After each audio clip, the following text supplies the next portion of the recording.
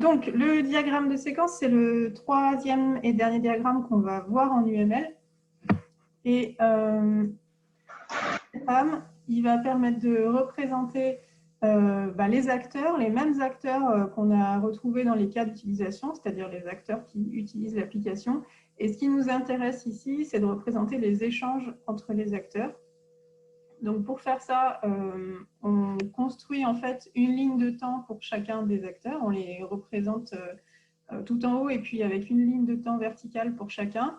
Comme ça, ça nous permet de représenter la suite des échanges et on peut lire du coup le diagramme de haut en bas pour regarder dans quel ordre les échanges vont se dérouler. Donc, dans le diagramme, on va retrouver différents éléments. On va retrouver les acteurs qu'on va redessiner avec nos bonhommes, comme on l'a fait dans les cas d'utilisation. Donc, les acteurs, ce sont ceux qui utilisent le système, comme on l'avait réalisé. Et puis, on peut trouver également comme acteurs des applications. Donc, s'il y a des interactions avec un système, avec un logiciel, avec une application, à ce moment-là, c'est aussi un acteur, mais pour le différencier des acteurs physiques, on le représente sous un format rectangulaire en mettant le nom de l'application ou du système à l'intérieur. Comme ça, on fait la différence entre les personnes qui utilisent l'application et puis les différents logiciels. Et enfin, tout simplement, on va représenter les messages avec une flèche qui montre où s'envoyer les messages. Et sur la flèche, on va noter quel type de message est transmis. Donc, ça peut être un document, ça peut être une autorisation, ça peut être quelque chose de physique ou juste un accord. Il y a différents types de messages qu'on va pouvoir transmettre entre un acteur et un autre.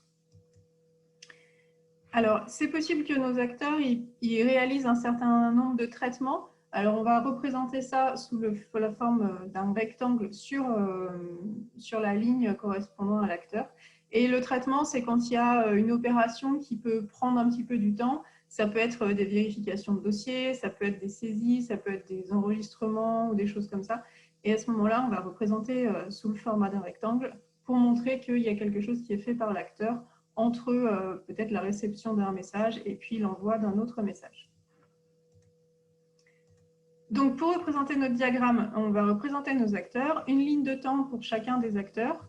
On représente les acteurs en haut, donc soit des bonhommes pour des acteurs qui sont des personnes, soit des rectangles pour des acteurs qui sont des systèmes. Ensuite, on va noter une flèche pour chaque échange et puis noter le nom de l'échange, le nom du message qui est transmis sur la flèche.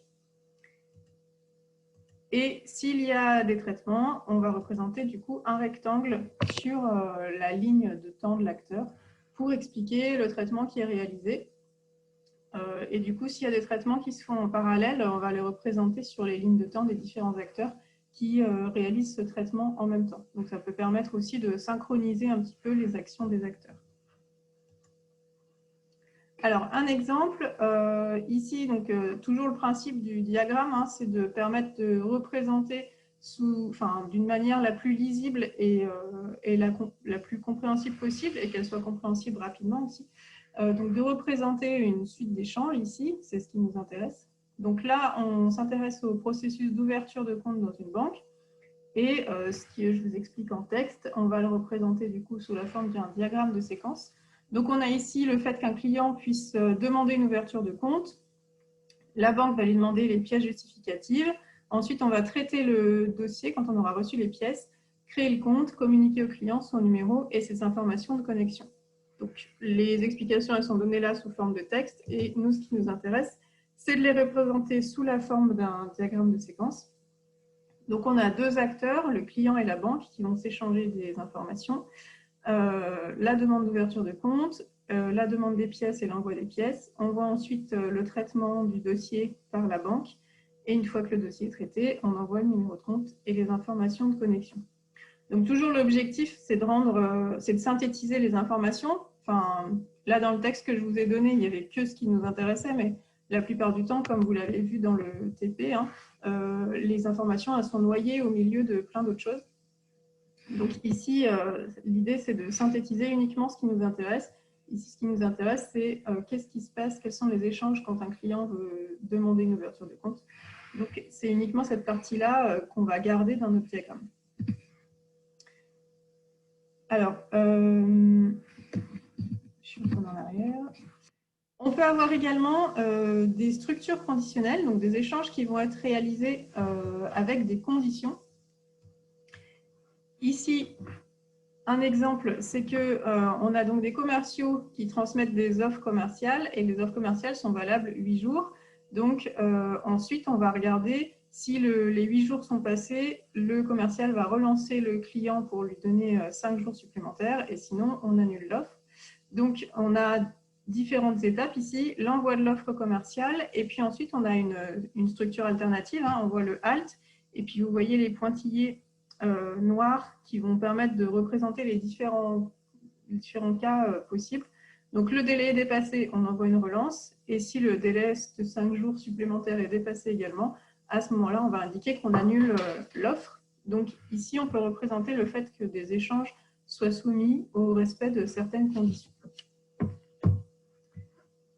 Autre chose qu'on va pouvoir modéliser, ce sont les traitements répétitifs. Donc ici, avec une boucle, hein, avec une loupe. Donc l'exemple que je vous donne, c'est le fait que des étudiants transmettent des pièces justificatives pour confirmer leur inscription et que le service inscription va du coup vérifier le dossier. Et s'il y a des pièces qui manquent, il va demander les pièces et l'étudiant va renvoyer. Et donc ce processus-là de vérification du dossier, de demande des pièces manquantes et d'attente du retour de l'étudiant des pièces, ce processus-là, lui, il va boucler tant que le dossier sera incomplet. Donc c'est ce qu'on note au-dessus. Tant que le dossier est incomplet, on vérifie le dossier à chaque fois qu'on reçoit des nouvelles pièces et on demande les pièces qui manquent. Et une fois que le dossier est complet, donc le service inscription va traiter le dossier puis confirmer l'inscription. Donc voilà les éléments qu'on va pouvoir trouver à l'intérieur du diagramme de séquence. Donc les acteurs avec leur ligne de temps, les échanges, les traitements s'il y a des opérations qui prennent un petit peu de temps pour l'un ou l'autre des acteurs. Et puis, on peut trouver des structures alternatives et des boucles. Donc, on va passer aux exercices. Est-ce que vous avez des questions déjà ?